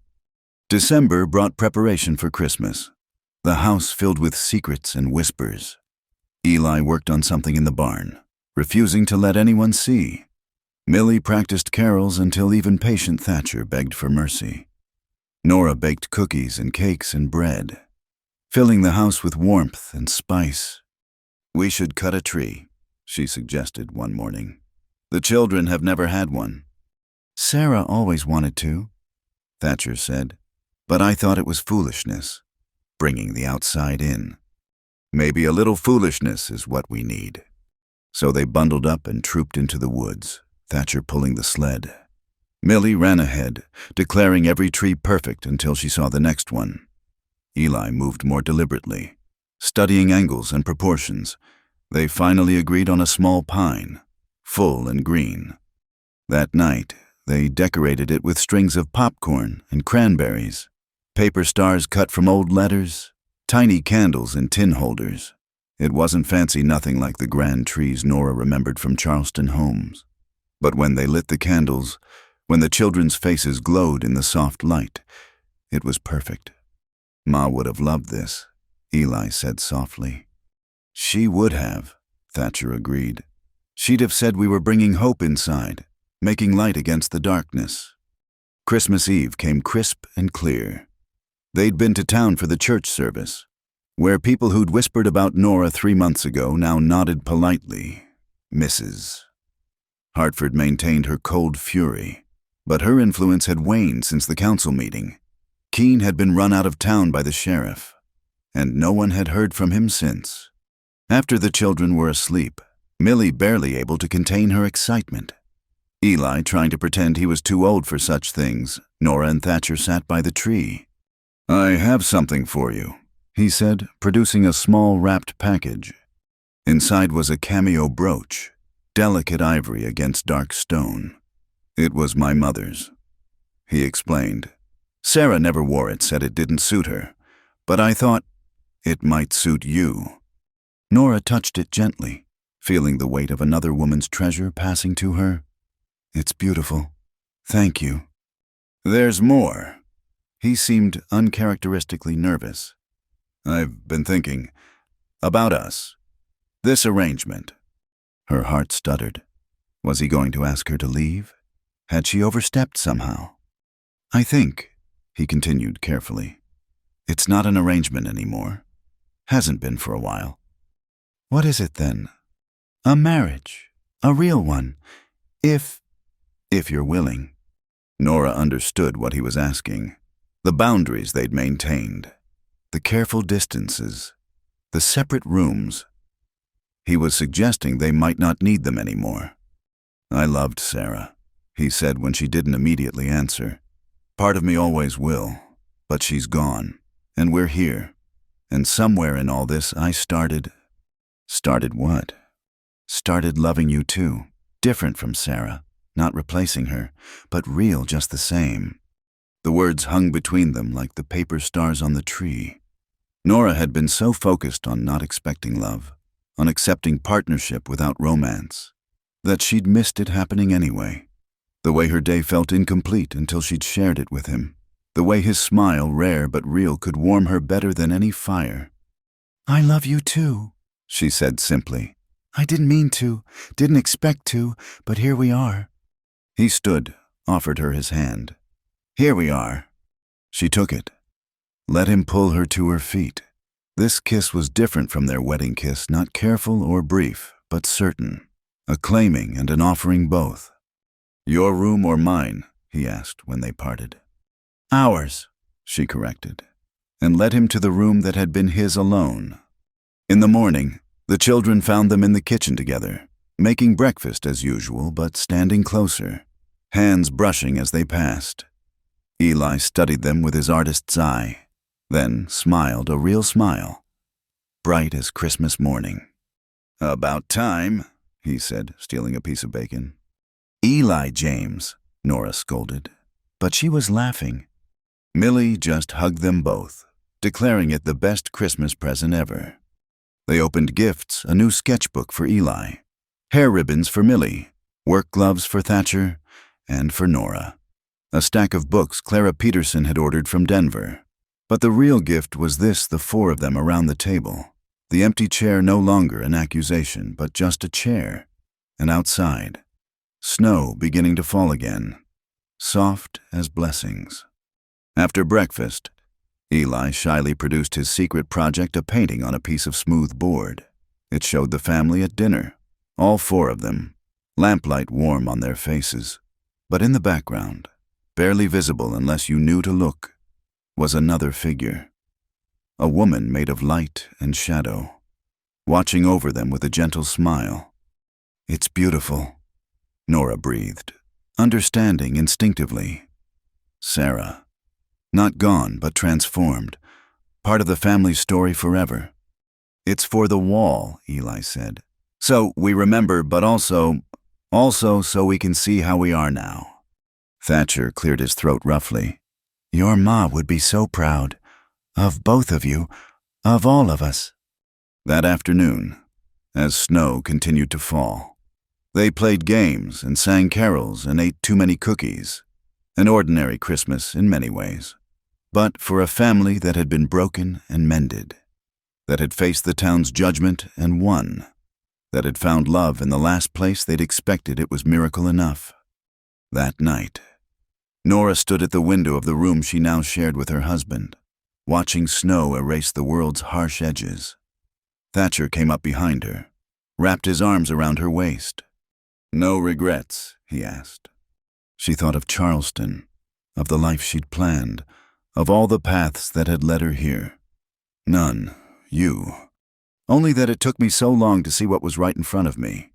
Outside, the snow continued its patient work, making everything new. Inside, the house settled into peaceful silence, children dreaming, parents holding each other, and somewhere in the walls, in the very timber and stone, the memory of another woman's love blessing what had grown in the space she'd left behind. It wasn't the life any of them had planned, but it was theirs, hard-won and true. And in the morning there would be chores and lessons and all the ordinary miracles of a family continuing on, together. 40 years later, a young woman with determined eyes stood in the doorway of the old ranch house. Her traveling dress was dusty from the long journey from Denver, but her bearing was straight, her chin lifted with familiar stubbornness. Miss Margaret Boone, the lawyer said, consulting his papers. You're the sole beneficiary of your grandmother's estate. Margaret Maggie, to her friends at the teachers' college, stepped into the house she hadn't seen since childhood. Dust motes danced in the afternoon light, and everything seemed smaller than her memories. But there, on the wall, hung her father's painting The Family at Dinner, with the shadow figure watching over them. I'll need some time alone, she told the lawyer, to go through her things. After he left, Maggie wandered the rooms, her grandparents' bedroom, where they'd slept side by side for 37 years after that Christmas when everything changed. Her father's old room, his later paintings still stacked against the walls. He'd become quite famous, though he always came home to Montana between exhibitions. Her Aunt Millie's room, empty now since she'd married that rancher from Wyoming and filled a house with her own children. In what had once been the sewing room, Maggie found what she was looking for: her grandmother's journals.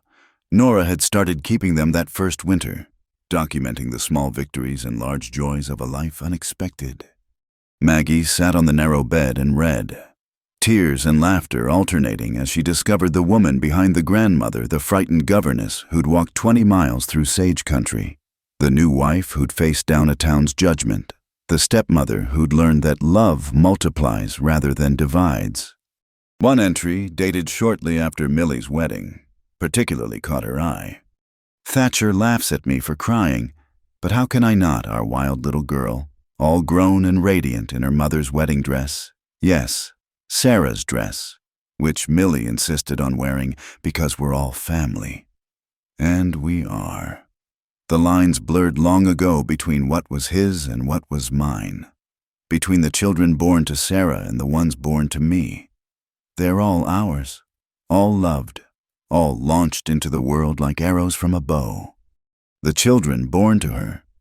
Maggie smiled, thinking of her mother, technically her aunt, but she'd never thought of her as anything but mother, and Uncle Henry, and little Aunt Beth, both now with families of their own. The house had fairly burst with children in those years, with cousins visiting from Wyoming and Denver, with neighboring children coming for lessons because Nora had eventually started the school the town had needed. Another entry, this one edged in black. Thatcher is gone. It was peaceful. As Sarah's wasn't, he simply didn't wake up this morning, as if he'd decided in his sleep that it was time. The children are coming home, all of them, bringing their children. The house will be full again. He would like that. I found a letter in his desk, written but never sent, To Sarah, thanking her for sending me to them. I know it was you. He wrote, too much coincidence otherwise. You always did know what we needed before we knew ourselves. Fanciful thinking, perhaps. But on days like this, I choose to believe in Providence. Maggie wiped her eyes. She'd been 12 when Grandfather died, old enough to remember his quiet strength, his rare but warming smiles, the way he'd looked at Grandmother like she hung the stars. In a wooden box, the same one Millie had first shown Nora 60 years ago, Maggie found the last treasures. The silver ribbon, brittle with age. Sarah's unfinished letter, now accompanied by dozens of Nora's own letters to her sister in Ohio. The daguerreotype of 2 young girls, and, beside it, a newer photograph. The whole family, taken at Eli's wedding, Thatcher stern-faced because he hated photographers. Nora trying not to laugh.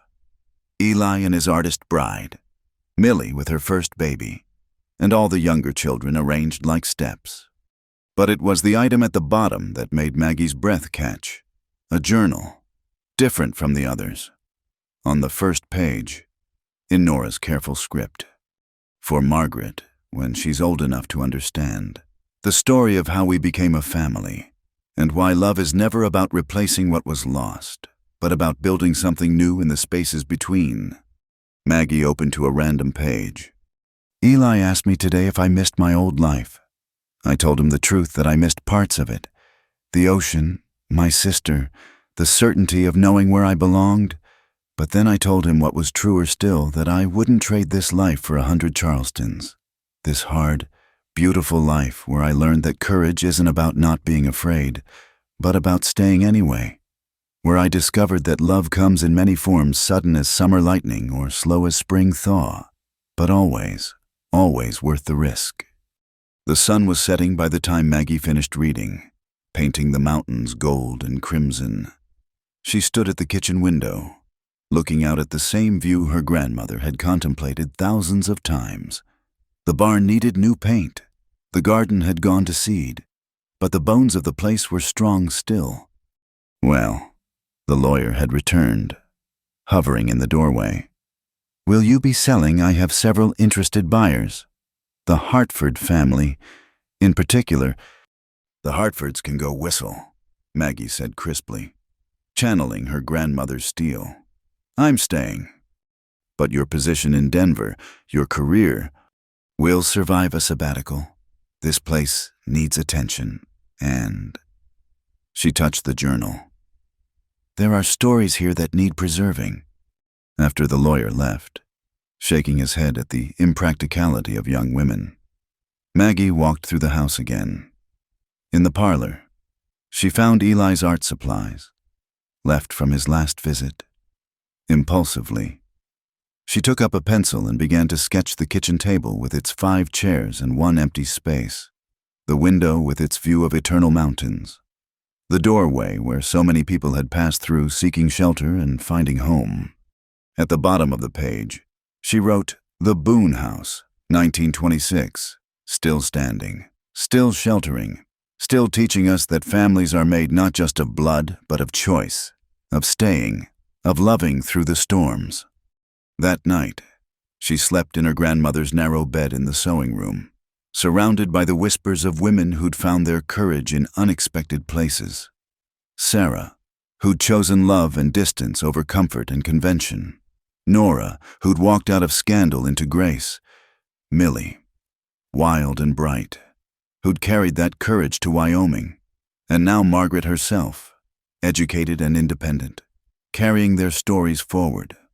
In the morning, she would begin. Clean the house, repair the barn, rehire the ranch hands. But more than that, she would write the true story of the Boone family, of a widower and a governess, of children who needed love and found it in abundance, of a town that learned tolerance and a woman who learned that sometimes the best families are the ones you build from the broken pieces of what came before. She would tell it all, the storms and the sunshine, the empty chair that became full, the love that multiplied like the miracle of loaves and fishes. And at the end, She would write what her grandmother had always known, that there is no loss so great it cannot be transformed by love, no past so dark it cannot be redeemed by choosing to stay. The moon rose over the Montana mountains, the same moon that had witnessed Sarah's prayers and Nora's fears and Thatcher's slow awakening to second chances. And in the house that love built twice, Margaret Boone took up her pen and began, "My grandmother walked 20 miles through sage country to answer an advertisement she'd never seen." The story would go on, as all true stories do, in the telling and retelling, in the lives that spring from lives, in the love that refuses to be buried with the dead but rises again and again, transformed but never diminished, to create new families from the ashes of the old. In the margin of that first page, Margaret added one more line. Words her grandmother had often said, "Love isn't about perfection. It's about showing up, day after day, and choosing to build something beautiful from whatever materials life provides." And with that, the story of the Boone family begun in loss, built on courage, sustained by love passed to new hands, to be treasured and told until the mountains themselves crumbled to dust. Thank you so much for listening to this story. I'd love to know where in the world you're enjoying this tale. Please share in the comments below so we can connect and exchange thoughts about this journey through the Old West. If you enjoyed this story, please subscribe to Wild West Stories 1850 and hit the like button. And don't forget to click the hype button to help this story reach more listeners who appreciate authentic Western tales of love, loss, and redemption. Until next time, partners.